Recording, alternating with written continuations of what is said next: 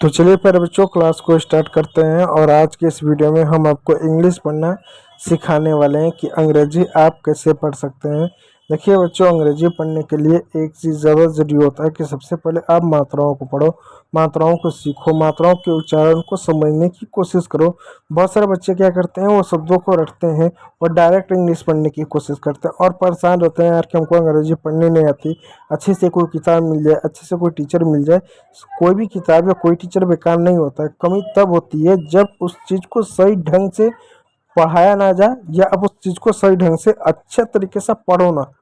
हो सकता है पढ़ाने वाले ने अच्छे तरीके से पढ़ाया ना हो या आपने अच्छे तरीके से ना पढ़ा हो, तो आपको समस्या आती हैं। क्योंकि आप अंग्रेजी ले लो, हिंदी ले लो, कोई भी भाषा ले लो, आपको ऐसी कोई भाषा नहीं मिल सकती जो अक्षर और मात्राओं के मिलाप से ना बने।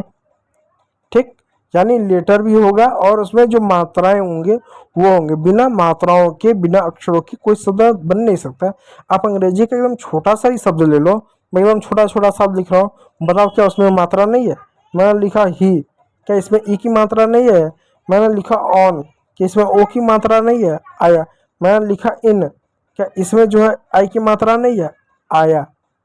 यानी कितना भी छोटा शब्द लिख दो तो मात्रा जरूर आएगा। आपको नहीं, मैं तो आई लिख दे रहा हूँ तो आई मात्रा है, शब्द नहीं कह सकते, लेकिन फिर भी आप देख लो एक अक्षर आ जा रहा है ना। एक अक्षर का कौन सा शब्द होता है? वो तो अक्षर, तो अक्षर होता है। शब्द का मतलब क्या हुआ कि दो अक्षर मिलकर कुछ बना रहे हो। तो मात्रा इस हद तक जरूरी है। मात्राओं को समझो आप, जब तक समझोगे नहीं मात्राओं के प्रोनाउंसिएशन को, तब तक अंग्रेजी पढ़ने आपको नहीं आएगी। तो बहुत ज़्यादा इधर उधर की बातें ना करते हुए टॉपिक पे आते हैं। लेकिन एक रिक्वेस्ट है, वीडियो पर नए हो तो लाइक ज़रूर करना और चैनल पर भी नए हो तो सब्सक्राइब जरूर कर लीजिएगा, ठीक है। देखो, अंग्रेजी में मात्राओं की बात करें तो हमको दो तरह की मात्राएं देखने को मिलती है। एक आपकी बड़ा खड़ी की मात्रा होती है, अ का ए, आ का डबल ए, क का के, ख का के एस। ये वाली जो मात्रा होती है इसका प्रयोग तब करते हैं जब हमको अंग्रेजी में किसी का नाम लिखना हो। दूसरी आपका मात्रा होता है वाउल और कॉन्सोनेंट। और आपको बताया गया कि 5 आपका वाउल होता है, 21 आपका कॉन्सोनेंट होता है। तो इन वाउल और कॉन्सोनेंट का प्रयोग करके ही शब्द बनता है, इन्हीं को पढ़ना है। अब इनको कैसे पढ़ें, देखिए, ए, ई, आई, ओ और यू, ये आपके 5 वाउल होते हैं। कोई भी शब्द ले लो, इन 5 वाउल से ही मिलकर बनेगा। अब आपको हो गया जो रीड होता है, इसमें हमने ई ए को हमने बड़ी की मात्रा पढ़ा, हमने हेयर में ए आई को हमने एक ही मात्रा पढ़ा। तो देखो बच्चों, ये जो मात्राएं होती हैं ये सिंगल में भी आती है, पेयर में भी आता है। सिंगल में इनकी संख्या 30 है और पेयर होता है 21 है। यानी इनके ऐसा 21 पेयर बनता है, जैसे ई हो गया, ओ ए हो गया, ए आई हो गया, ई यू हो गया। ऐसे 21 पेयर बनते हैं जिनको हम वावल ऑफ पेयर बोलते हैं। इस बात को याद रखिएगा। चलिए पढ़ते हैं रूल नंबर 4 से, क्योंकि हमारा पार्ट 2 है। रूल नंबर 4 क्या कहता है उसको समझिएगा। जब अंग्रेजी के किसी वर्ड में ए के बाद आर आए, ए के बाद आर होना चाहिए, तो ए को हम क्या पढ़ेंगे? आ की मात्रा पढ़ेंगे। क्या मात्रा पढ़ेंगे? आ की मात्रा पढ़ेंगे। इस बात को याद रखिएगा। जैसे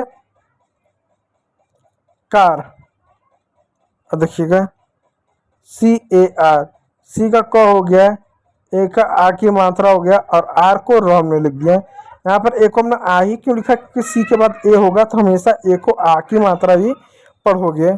ठीक उसी प्रकार एक और शब्द हो गया S T A R, S और टी, यानी एस का आधा सा होगा, टी का पूरा ट हो गया, ए का आ की मात्रा हो गया, आर का र हो गया, स्टार हो गया। इस बात को याद रखिएगा। F A R M, F का फ हो गया, ए का आ की मात्रा हो गया, ठीक, आर का यहाँ पर आधा र लिखेंगे तो आधा र के लिए हम ऐसे लिख देंगे, और एम का म, तो पूरा म लिखेगा और आधा र ऐसे लिख देना है, हो जा रहा है फार्म। ठीक है मेरे बच्चों। उसी प्रकार जो है आपका एक और शब्द हो जा रहा है, डार्क हो जा रहा है। सारे शब्द इसी प्रकार आपके होंगे, यानी ए के बाद आर हो तो आ का उच्चारण करेंगे। चलिए दूसरा नियम देखिएगा। दूसरा नियम इससे थोड़ा सा एडवांस है। क्या है कि जब ए के बाद अगर एस टी भी हो और एस के हो या एस हो तो भी हम उसका उच्चारण आ के रूप में करते हैं। जैसे एग्जाम्पल तौर पर मैं लिखूं सी ए एस टी, अब यहाँ तो आर तो नहीं है तो ए का उच्चारण आ किए। कैसे किए?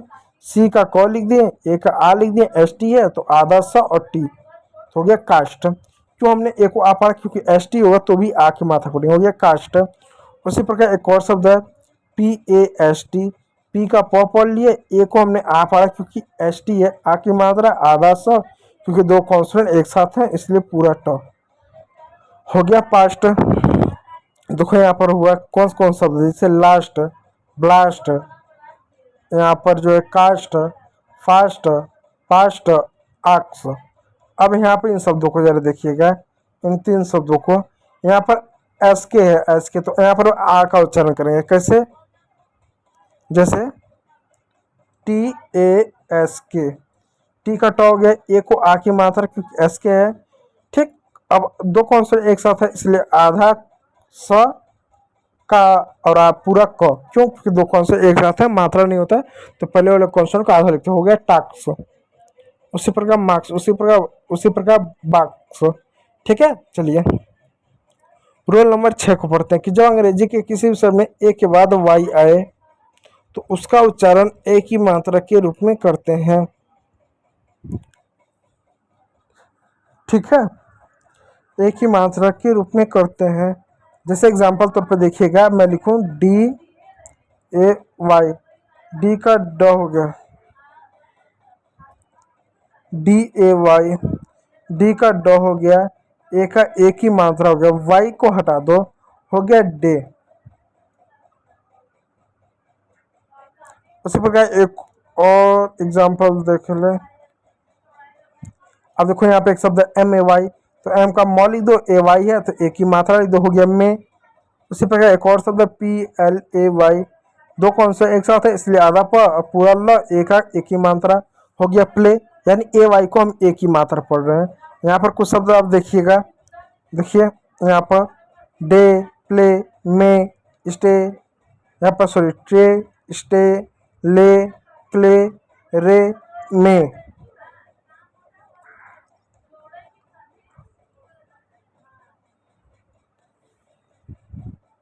रूल नंबर 7, जब अंग्रेजी के किसी वर्ड में ए आई आए और ए आई के बाद एक की मात्रा हो, एक की मात्रा हो, तो वहाँ पर देखिए जब अंग्रेजी के किसी शब्द में ए आई हो और ए आई के बाद एन हो या एल हो, तो वहाँ पर एक ही मात्रा के रूप में उसको पढ़ेंगे। कैसे पढ़ेंगे, एग्जाम्पल देखिएगा, P A I N, P का प हो गया, ए आई को एक ही मात्रा हो गया, एन का न हो गया पेन, पेन मीन्स होता है दर्द, तो यानी ए आई के बाद हमने एन था तो हमने ए आई को एक ही मात्रा लिखी है। उसी प्रकार देखिएगा M A I L, M का मॉल लिख दिए, ए आई को एक ही मात्रा लिख दिए क्योंकि कि एल है इसलिए, हो गया मेल। उसी प्रकार एक और शब्द है B A I L, B का बॉल लिख दिए, ए आई को एक ही मात्रा लिख दिया, एल को ल लिख दिए, हो गया बेल, हो गया। उसी प्रकार यहाँ पे एक शब्द है T R A I N, T का हमने ट लिख दिया, दो कॉन्सोनेंट एक साथ है इसलिए पहले वाले कॉन्सोनेंट को आधा लिखते हैं, लेकिन जब आर हो तो आर पहले हो तो ऐसे लिखेंगे, आर बाद में तो इस तरीके से ऐसे लिखेंगे, तो आर बाद में इसलिए ऐसे लिख दें, ए आई का एक ही मात्रा, एन का न लिख दें, हो गया ट्रेन, ठीक है मेरे बच्चों, इस बात को याद रखिएगा। तो उम्मीद करूंगा वीडियो अच्छा लगा, यदि अच्छा लगा तो लाइक कीजिएगा, चैनल पर तो सब्सक्राइब जरूर कर लीजिएगा। वीडियो को देखने के लिए बहुत बहुत धन्यवाद।